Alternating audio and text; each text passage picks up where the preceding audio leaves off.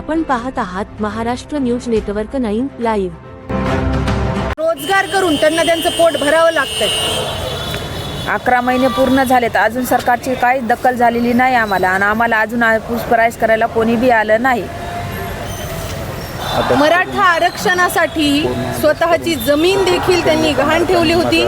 5 ते 6 वेळा त्यांचा मुलगा मराठा आरक्षणाला उपोषणाला बसला असतानाच मराठा आरक्षणास नकार मिळाला आणि कुटुंब उघड्यावर पडले।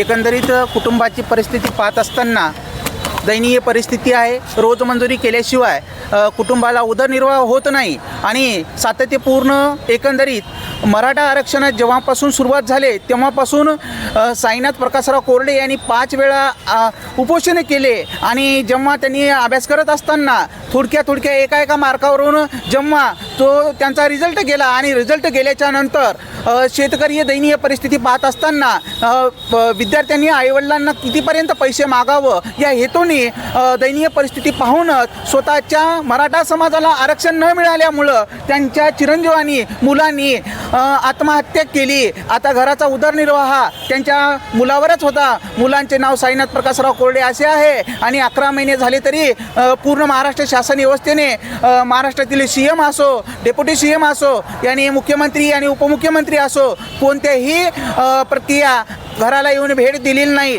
नांदेड जिल्ह्यातील तरोळा गावातील पूर्ण हे साईनाथ यांचे वडील आहेत आणि साईनाथच्या आई आहेत आणि यांची हे अशी परिस्थिती आहे। आज आदरणीय श्री 15 ऑगस्ट रोजी महाराष्ट्रातील मराठा समाजाचे जनक आदरणीय श्री मनोजदादा जरांगे पाटील हे इथे आले असताना कुटुंबाने भेट घेतली।